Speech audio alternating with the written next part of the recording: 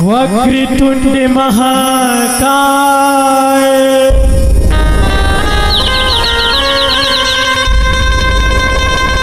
सूर्यकोटि समप्रभा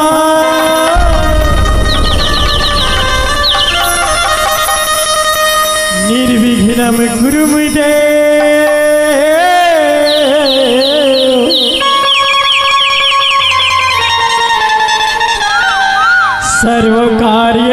सर्वकार्येषु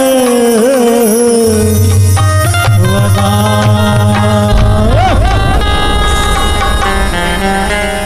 गौरी के लाल तोला कैथे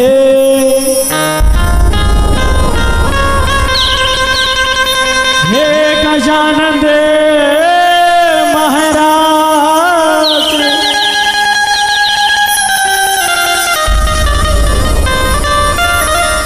भरे सभा माला जे बचा दे विनती है मोरे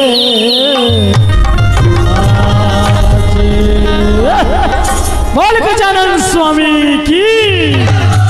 बोल बदर महाराज की। हे वंदन ही वंदन ही वंदन है ना वंदन ही वंदन ही वंदन है ना वंदन ही वंदन ही वंदन है ना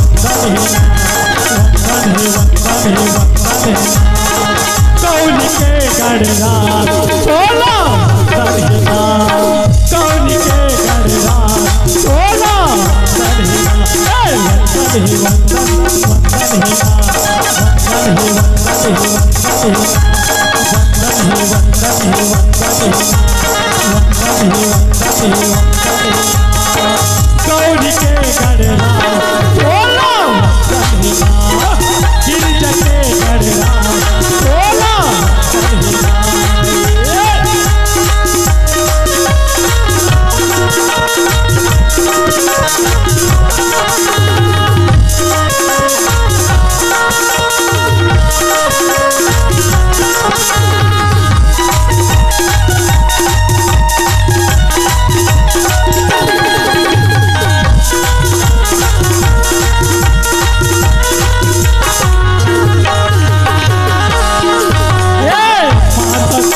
पार्वती है पिता है महादेवा पिता है महादेवा लड्डू के तोला भोग लगे है संस्कारत है सेवा संस्कारत है सेवा।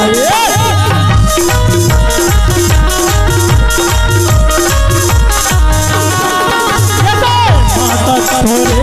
पार्वती है पिता है महादेवा पिता है महादेवा लड्डू के तोला भोग लगे है संस्कारत है सेवा संस्कारत है सेवा। पहली पूजा तोर हो गए गजानन पहली पूजा तोर हो गए गजानन तोला चढ़ावा मेवा वंदन ही वंदन ही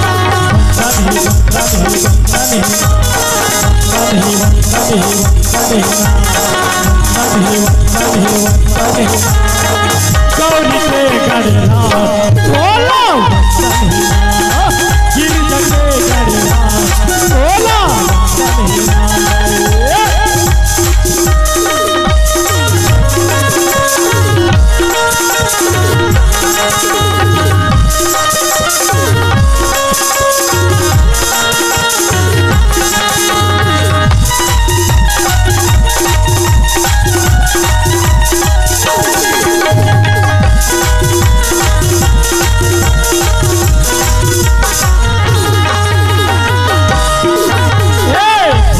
लागे बचा दे हथोले दुआरी आए हथोले दुआरी तोरे चरण में आए वो देवा सुनिए मोरे गोहारी सुनिए मोरे गोहारी।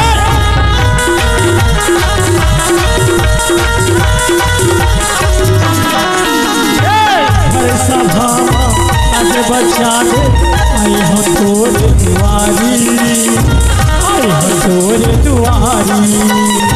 तोरे चरण माँ आए हो देवा सुनी मोरे गोहारी सुनी मोरे गोहारी बिगड़ी ना तय मोरे बना दे बिगड़ी ना तय मोरे बना दे रोज कर पूजा वंदन ही वंदन ही वंदन ही वंदन ही वंदन ही वंदन ही वंदन ही वंदन ही गौरी के गणना बोला गिरज के गणना बोला गौरी के गणना बोला गिरज के गणना बोला गौरी के गणना बोला